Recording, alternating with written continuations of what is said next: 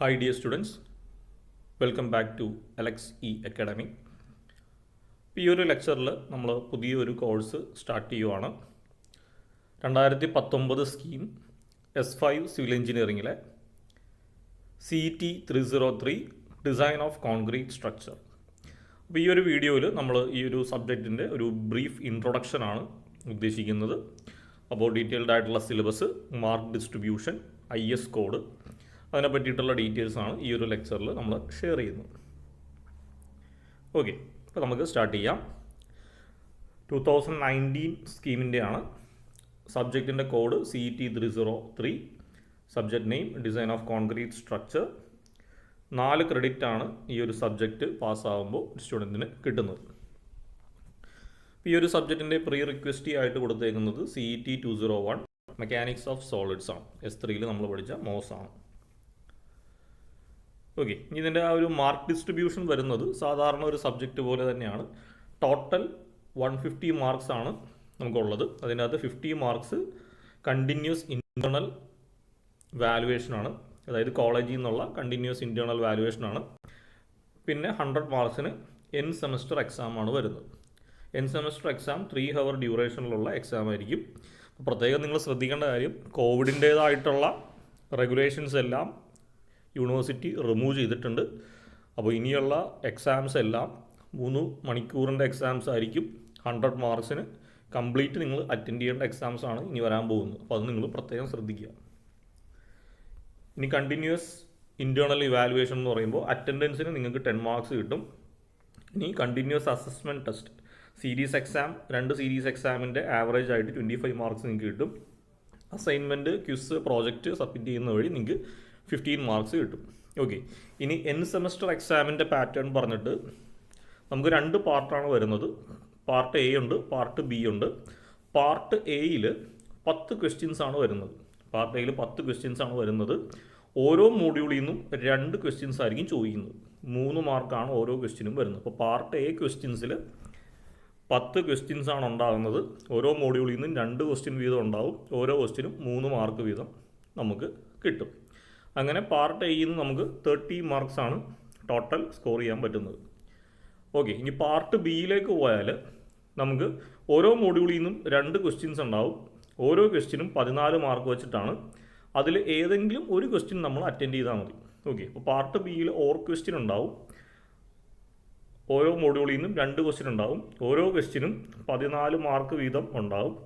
ഇതിലേതെങ്കിലും ഒരു full question നമ്മൾ അറ്റൻഡ് ചെയ്യുക. ഓക്കെ, ഇനി പാർട്ട് Bയിലെ ക്വസ്റ്റ്യന് മാക്സിമം 2 സബ് ഡിവിഷൻസ് വരെ പോസിബിൾ ആണ്. അതായത് ഇപ്പോൾ 1 എന്ന് പറയുന്ന ഒരു ക്വസ്റ്റ്യൻ ഉണ്ടെങ്കിൽ അതിനകത്ത് A ഉണ്ടാവും, B ഉണ്ടാവും. അങ്ങനെ 2 സബ് ഡിവിഷൻ വരെ ഈ ഒരു പാർട്ട് Bയിലെ ക്വസ്റ്റ്യന് ചോദിക്കാം. ഇനി സിലബസിലേക്ക് വന്നാൽ ഫസ്റ്റ് മൊഡ്യൂളിൽ നമുക്ക് പഠിക്കാനുള്ളത് ബ്രീഫായിട്ടുള്ളൊരു ഇൻട്രൊഡക്ഷൻ, ലിമിറ്റ് സ്റ്റേറ്റ് മെത്തേഡ് എന്താണ്, പിന്നെ design of singly reinforced beam, design and analysis of singly reinforced beam. അപ്പോൾ ഫസ്റ്റ് മൊഡ്യൂൾ വളരെ എളുപ്പമാണ്. കുറച്ച് തിയറി പോർഷൻസ് വരുന്നുണ്ട്, പിന്നെ സിംഗിൾ റീഇൻഫോഴ്സ്ഡ് ബീമിൻ്റെ ഡിസൈൻ വരുന്നത്. മൊഡ്യൂൾ 2ലേക്ക് വരുമ്പോൾ analysis and design of double reinforced beam ഉണ്ട്, അനാലിസിസ് ഓഫ് T ബീംസ് ഉണ്ട്, പിന്നെ limit state of collapse in shear, bond, development length, ആ ക്രൈറ്റീരിയാസും വരുന്നുണ്ട്. മൊഡ്യൂൾ 3ലേക്ക് വന്നിട്ടുണ്ടെങ്കിൽ സ്ലാബിൻ്റെ ഡിസൈനാണ് മെയിനായിട്ട് വരുന്നത്. അപ്പോൾ സ്ലാബ് തന്നെ 1 വേ സ്ലാബ് ഉണ്ട്, 2 വേ സ്ലാബ് ഉണ്ട്. ഈ 2 സ്ലാബിൻ്റെ ഡിസൈനും നമുക്ക് പഠിക്കാനുണ്ട്. അതുകൂടാതെ ഡിസൈൻ ഓഫ് സ്റ്റെയർ കേഴ്സും മൊഡ്യൂൾ 3ൽ വരുന്നുണ്ട്. ഓക്കെ, മൊഡ്യൂൾ 4 കോളംസിൻ്റെ ഡിസൈനാണ്. അപ്പോൾ കോളംസിനെയാണ് നമ്മൾ കംപ്രഷൻ മെമ്പർ എന്ന് പറയുന്നത്. അപ്പോൾ ഡിസൈൻ ഓഫ് കോളംസ് ആണ് മൊഡ്യൂൾ 4ൽ നമുക്ക് പഠിക്കാനുള്ളത്. കോളത്തിൽ തന്നെ design of axially loaded short column പഠിക്കാനുണ്ട്. പിന്നെ design of short column subjected to uniaxial and biaxial bending. Column design ചെയ്യാൻ വേണ്ടി നമുക്ക് SP16 ചാർട്ട് എക്സാം ഹോളിൽ പെർമിറ്റഡ് ആണ്. ഓക്കെ, ഇനി മൊഡ്യൂൾ 5ലേക്ക് വന്നാൽ നമുക്ക് ഫൂട്ടിങ്ങിൻ്റെ ഡിസൈനും പിന്നെ എർത്ത് ഡിസൈനിനെ പറ്റിയിട്ടുള്ള ഇൻട്രൊഡക്ഷനുമാണ് വരുന്നത്. ഓക്കെ, അപ്പോൾ design of isolated and combined footing, 2 type footing ആണ്. ഐസൊലേറ്റഡ് ഫൂട്ടിങ്ങും കമ്പൈൻഡ് ഫൂട്ടിങ്ങുമാണ് നമുക്ക് ഡിസൈൻ ചെയ്യാനുള്ളത്. അതുകൂടാതെ ലിമിറ്റ് സ്റ്റേറ്റ് ഓഫ് സർവീസബിലിറ്റി, പിന്നെ introduction to earth resistant design. Okay, ഇനി ഈ ഒരു എർത്ത് റെസിസ്റ്റൻറ്റ് ഡിസൈൻ അതിൻ്റെ ഇൻട്രൊഡക്ഷന് വേണ്ടിയിട്ട് നമുക്ക് പെർമിറ്റഡ് ആയിട്ട് കോഡാണ് ഈ IS 1893യും IS 13920. ഓക്കെ, IS എന്ന് പറഞ്ഞാൽ ഉദ്ദേശിക്കുന്നത് ഇന്ത്യൻ സ്റ്റാൻഡേർഡ് എന്നാണ് ഉദ്ദേശിക്കുന്നത്. ഓക്കെ, അപ്പോൾ ഈ ഒരു ഡിസൈൻ ഓഫ് കോൺക്രീറ്റ് സ്ട്രക്ചർ എന്ന് പറയുന്ന സബ്ജക്റ്റിൻ്റെ ഒരു പ്രത്യേകത, എക്സാം ഹാളിൽ നമുക്ക് റെഫറൻസ് ബുക്ക് അവൈലബിൾ ആണ്, അല്ലെങ്കിൽ പെർമിറ്റഡ് ആണ്. അവൈലബിൾ അല്ല, പെർമിറ്റഡ് ആണ്. അപ്പോൾ നമുക്ക് ഈ പറയുന്ന IS കോഡുകളൊക്കെ നമുക്ക് എക്സാം ഹാളിലേക്ക് പെർമിറ്റ് ചെയ്യാം, അല്ലെങ്കിൽ നമുക്ക് പെർമിറ്റഡ് ആണ്. അപ്പോൾ അതിൻ്റെ അകത്തുനിന്നുള്ള ഇക്വേഷൻസും തിയറീസും ഒക്കെ ചോദിച്ചു കഴിഞ്ഞാൽ നമുക്ക് ആ ബുക്ക് റെഫർ ചെയ്തിട്ട് എഴുതാവുന്നതേ ഉള്ളൂ. ഇനി ഇതിനകത്ത് ടെക്സ്റ്റ് ബുക്ക് റെഫറൻസ് ആയിട്ട് കൊടുത്തേക്കുന്നത് പുന്മയ, BC പുന്മയുടെ RCC ഡിസൈൻസ് എന്ന് പറയുന്ന ഒരു ബുക്കാണ് ടെക്സ്റ്റ് ബുക്കായിട്ട് കൊടുത്തേക്കുന്നത്. അതുകൂടാതെ റെഫറൻസ് ടെക്സ്റ്റും മെൻഷൻ ചെയ്തിട്ടുണ്ട്. ഇനി ഓരോ മൊഡ്യൂളിൻ്റെയും ഡീറ്റെയിൽഡ് ആയിട്ടുള്ള കോഴ്സ് പ്ലാൻ ഇതിൻ്റെ അകത്ത് എക്സ്പ്ലെയിൻ ചെയ്യുന്നുണ്ട്. അത് നമുക്ക് ഫർദർ ലെക്ചറിലേക്ക് പോകുമ്പോൾ ഞാൻ പറഞ്ഞുതരാം. ഓക്കെ,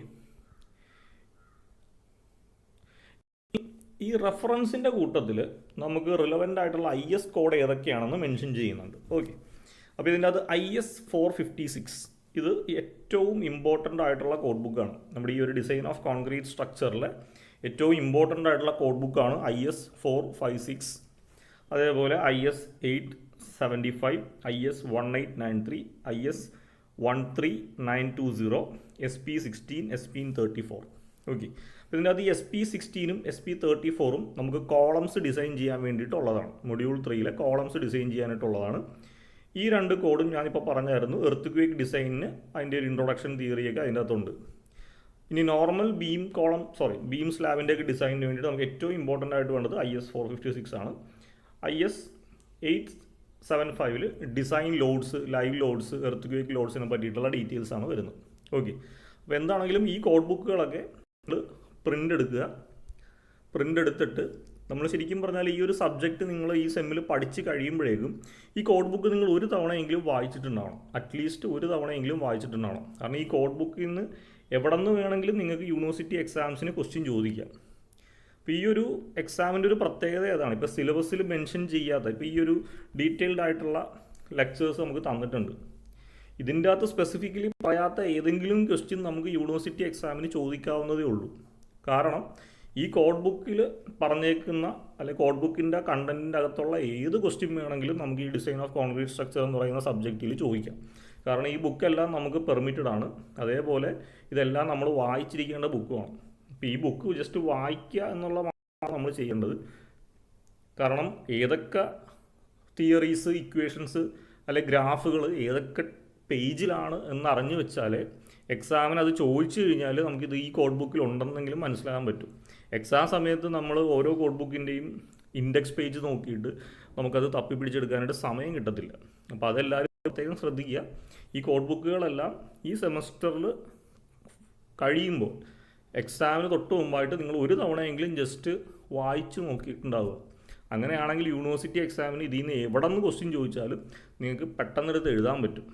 അല്ലെങ്കിൽ ചിലപ്പോൾ ഔട്ട് ഓഫ് സിലബസ് എന്നുള്ള രീതിയിൽ ചിലപ്പോൾ നിങ്ങൾ ആ ക്വസ്റ്റ്യൻ സ്കിപ്പ് ചെയ്ത് പോകത്തേ ഉള്ളൂ. ഓക്കെ, ഇനി നമുക്ക് ഈ ഒരു IS 456 ആണ് നമ്മുടെ ഈ ഒരു ഡിസൈനിൽ ഏറ്റവും ഇമ്പോർട്ടൻ്റ് ആയിട്ട് നമുക്ക് ആവശ്യമുള്ളത്. ത്രൂ ഔട്ട് എല്ലാ മൊഡ്യൂളിലും നമുക്ക് ഈ ഒരു IS 456ൻ്റെ യൂസേജ് വരുന്നുണ്ട്.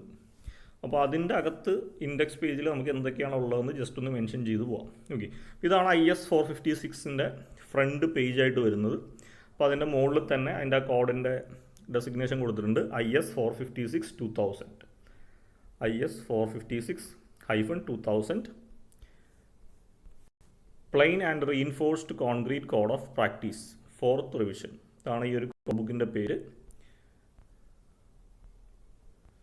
ഓക്കെ, ഇനി അതിൻ്റെ കണ്ടൻറ് പേജിലേക്ക് പോയാൽ ഇൻഡെക്സ് പേജ് എടുക്കുമ്പോൾ തന്നെ നമുക്ക് കാണാൻ പറ്റും ഇതിൻ്റെ അകത്തുള്ള കണ്ടൻസിനെയൊക്കെ പറ്റിയിട്ട് കറക്റ്റായിട്ട് മെൻഷൻ ചെയ്യുന്നുണ്ട്.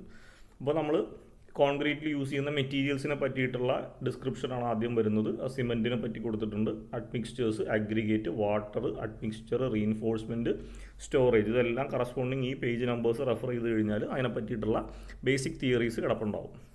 അത് കഴിഞ്ഞാൽ കോൺക്രീറ്റിൻ്റെ ഗ്രേഡ് ഏതൊക്കെയാണ്, കോൺക്രീറ്റിൻ്റെ പ്രോപ്പർട്ടീസ് എന്തൊക്കെയാണെന്നുള്ളതൊക്കെ പേജ് നമ്പർ 15 കിടപ്പുണ്ട്. അത് കഴിഞ്ഞാൽ workability of concrete, durability of concrete, concrete mix proportion, ആ ഡീറ്റെയിൽസൊക്കെ നമുക്ക് റെഫർ ചെയ്യാവുന്നേ ഉള്ളൂ. അത് കഴിഞ്ഞാൽ പ്രൊഡക്ഷൻ ഓഫ് കോൺക്രീറ്റ് അല്ലെങ്കിൽ മേക്കിംഗ് ഓഫ് കോൺക്രീറ്റ് കാസ്റ്റ് ചെയ്യുമ്പോൾ ഉള്ള സ്റ്റെപ്സാണ് പറയുന്നത്. ബാച്ചിങ് ഉണ്ട്, മിക്സിംഗ് ഉണ്ട്, പിന്നെന്താ ക്ലീനിങ് ആൻഡ് ഫോം വർക്ക് ഉണ്ട്. അതേപോലെ ട്രാൻസ്പോർട്ടേഷൻ ഹാൻഡിലിംഗ്, പ്ലേസിംഗ്, കോമ്പാക്ഷൻ, ഇതെല്ലാം നമ്മൾ കോൺക്രീറ്റിങ് ചെയ്യുമ്പോൾ ഉള്ള സ്റ്റെപ്സാണ്, ഓരോരോ സ്റ്റെപ്സാണ്. അതെങ്ങനെയൊക്കെയാണ് ചെയ്യേണ്ടതെന്നുള്ള ഡീറ്റെയിൽസാണ് ഈ ഒരു പേജസിൽ നമുക്ക് ഡീറ്റെയിൽഡായിട്ട് എക്സ്പ്ലെയിൻ ചെയ്തേക്കുന്നത്. അതേപോലെ കോൺക്രീറ്റിംഗ് അണ്ടർ സ്പെഷ്യൽ കണ്ടീഷൻ, അതായത് work in extreme weather condition under water concreting എങ്ങനെയൊക്കെയാണ് ചെയ്യേണ്ടതെന്നുള്ളത് പേജ് നമ്പർ 27 മെൻഷൻ ചെയ്തിട്ടുണ്ട്. അതേപോലെ sampling and strength of designed concrete mix, ആ ഡീറ്റെയിൽസൊക്കെ നമുക്ക് ഇതിൻ്റെ അകത്ത് കിട്ടും. ഞാൻ ഇമ്പോർട്ടൻ്റ് ആയിട്ടുള്ള മാത്രമേ വായിക്കുന്നുള്ളൂ. അടുത്തത് നമ്മൾ സെക്ഷൻ 3 കയറി കഴിഞ്ഞാൽ, അതായത് പേജ് നമ്പർ 32 മുതൽ ജനറൽ ഡിസൈൻ കൺസിഡറേഷൻസ് ആണ് വരുന്നത്. അതിൻ്റെ അകത്ത് എയിം ഓഫ് ഡിസൈൻ എന്താണ്, മെത്തേഡ്സ് ഓഫ് ഡിസൈൻ എന്തൊക്കെയാണ്, durability, workmanship, material, design process എന്തൊക്കെയാണെന്ന് മെൻഷൻ ചെയ്യുന്നുണ്ട്. അത് കഴിഞ്ഞാൽ ഡിഫറെൻറ്റ് ഫോഴ്സസ് ആൻഡ് ലോഡ്സ്, നമ്മൾ ഡിസൈൻ ചെയ്യുമ്പോൾ കൺസിഡർ ചെയ്യേണ്ട ഡിഫറെൻ്റ് ആയിട്ടുള്ള ഫോഴ്സസ്, ലോഡുകൾ എന്തൊക്കെയാണെന്നുള്ളത്, dead load, live load, earth load, shrinkage, combined load, അങ്ങനെ ഓരോന്നിനെ പറ്റിയിട്ടും ഡീറ്റെയിൽഡ് ആയിട്ട് ഈ ഒരു പേജ് നമ്പേഴ്സിൽ മെൻഷൻ ചെയ്യുന്നുണ്ട്. അത് കഴിഞ്ഞാൽ സ്റ്റെബിലിറ്റി ഓഫ് എ സ്ട്രക്ചറിൻ്റെ ഫെയിലിയറിന് കാരണമാകുന്ന overturning, sliding, moment connection, lateral sway, fire resistance, അതിനൊക്കെ പറ്റിയൊക്കെ മെൻഷൻ ചെയ്തിട്ടുണ്ട്. അത് കഴിഞ്ഞാൽ നമുക്ക് അനാലിസിസിലേക്കാണ് വരുന്നത്. പേജ് നമ്പർ 34 മുതൽ അനാലിസിസ് ആണ്. അതിനകത്ത് എഫക്റ്റീവ് സ്പാൻ എന്താണ്, സ്റ്റിഫ്നെസ് എന്താണ്, സ്ട്രക്ചറൽ ഫ്രെയിംസ് എന്താണ്, റീഡിസ്ട്രിബ്യൂഷൻ മൊമെൻറ്റ്സ്, അങ്ങനത്തെ ഡീറ്റെയിൽസൊക്കെ മെൻഷൻ ചെയ്യുന്നുണ്ട്. അത് കഴിഞ്ഞാൽ ഓരോ മെമ്പേഴ്സ്, ബീമിൻ്റെ ഡിസൈനിനെ പറ്റി നമുക്കറിയേണ്ട ഫോർമുലാസും കണ്ടീഷൻസും ഒക്കെയാണ് ഈ ഇത്രയും പേജ് നമ്പേഴ്സിൽ വരുന്നത്. അത് കഴിഞ്ഞാൽ സോളിഡ് സ്ലാബ്സ്, നമ്മൾ പറഞ്ഞു 1 വേ സ്ലാബ്, 2 വേ സ്ലാബൊക്കെ നമുക്ക് ഡിസൈൻ ചെയ്യാനുണ്ട്. അപ്പോൾ അതിനെ ബേസ് ചെയ്തിട്ടുള്ള കണ്ടൻസ് ആണ് അതിൻ്റെ ഈ ഒരു പേജ് നമ്പർ 39 മുതൽ 41 വരെ ഉള്ളതിൽ വരുന്നത്. അത് കഴിഞ്ഞാൽ കംപ്രഷൻ മെമ്പറാണ്. കംപ്രഷൻ മെമ്പർ എന്ന് പറഞ്ഞാൽ കോളംസ് ആണ്. നമുക്ക് കോളത്തിൻ്റെ ഡിസൈൻ ഉണ്ട് മൊഡ്യൂൾ 3. അപ്പോൾ കോളത്തിൻ്റെ ഡിസൈൻസിനെ ബേസ് ചെയ്തിട്ടുള്ള ഇക്വേഷൻസ്, കണ്ടീഷൻസ് ഒക്കെയാണ് ഈ ഒരു പേജ് നമ്പർ 41 മുതൽ 42 വരെ വരുന്നത്.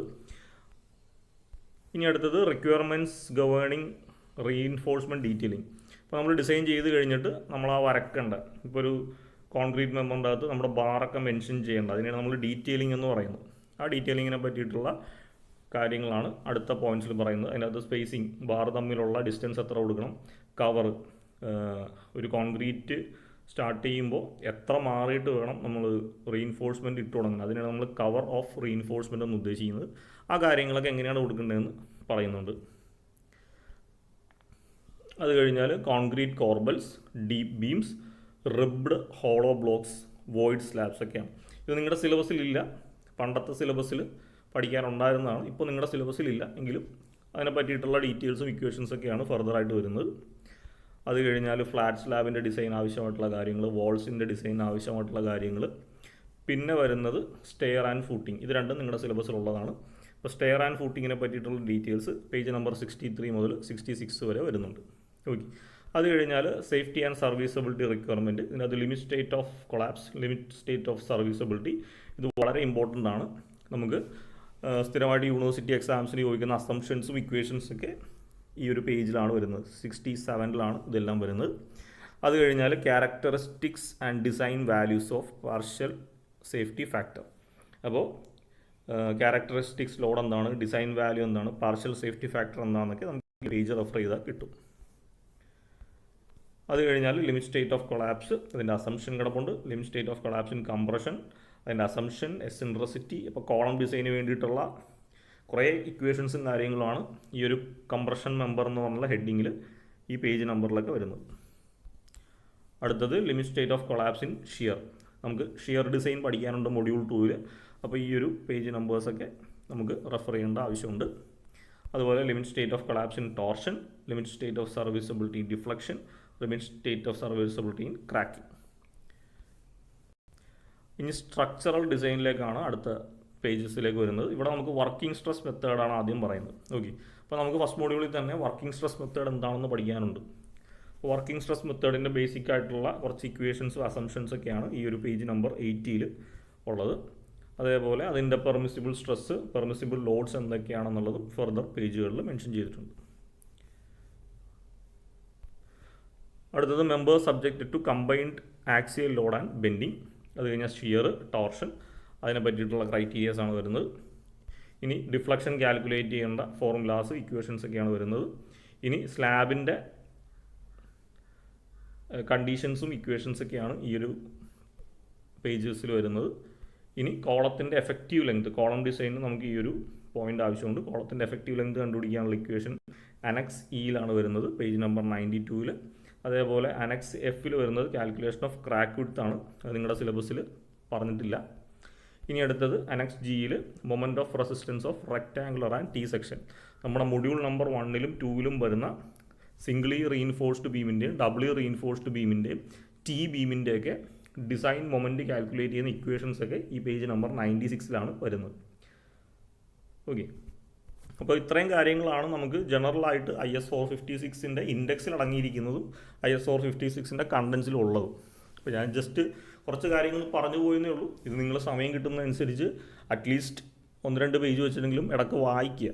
പഠിക്കുകയൊന്നും വേണ്ട, ജസ്റ്റ് നമ്മൾ വായിച്ച് ഏതൊക്കെ പേജിൽ ഏതൊക്കെയാണ് ഉള്ളതെന്നൊന്ന് മനസ്സിലാക്കി വെച്ചിട്ടുണ്ടെങ്കിൽ നമുക്ക് അത്ര എളുപ്പമായിരിക്കും.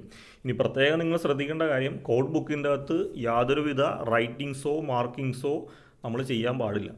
അപ്പോൾ നമ്മൾ വായിക്കുമ്പോഴും പഠിക്കുമ്പോഴും പ്രോബ്ലംസൊക്കെ ചെയ്യുമ്പോഴും കോഡ് ബുക്കിൻ്റെ അകത്ത് പെൻസിലിട്ടോ പെന്നിട്ടോ ഒന്നും മാർക്ക് ചെയ്യാനോ അഡീഷണലായിട്ട് എന്തെങ്കിലും എഴുതിയിടാനോ ഒന്നും പാടില്ല. അങ്ങനെയാണെങ്കിൽ അത് മാൽ പ്രാക്ടീസ് ആയിരിക്കും എക്സാമിന്. അപ്പോൾ അത് നിങ്ങൾ പ്രത്യേകം ശ്രദ്ധിക്കുക. ഓക്കെ, അപ്പോൾ ഈ ലെക്ചറിൽ ഇത്രേ ഉള്ളൂ. നമുക്ക് അടുത്ത ലെക്ചർ മുതൽ DCSൻ്റെ ഓരോ ലെക്ചേഴ്സായിട്ട് സ്റ്റാർട്ട് ചെയ്യാം. Thank you.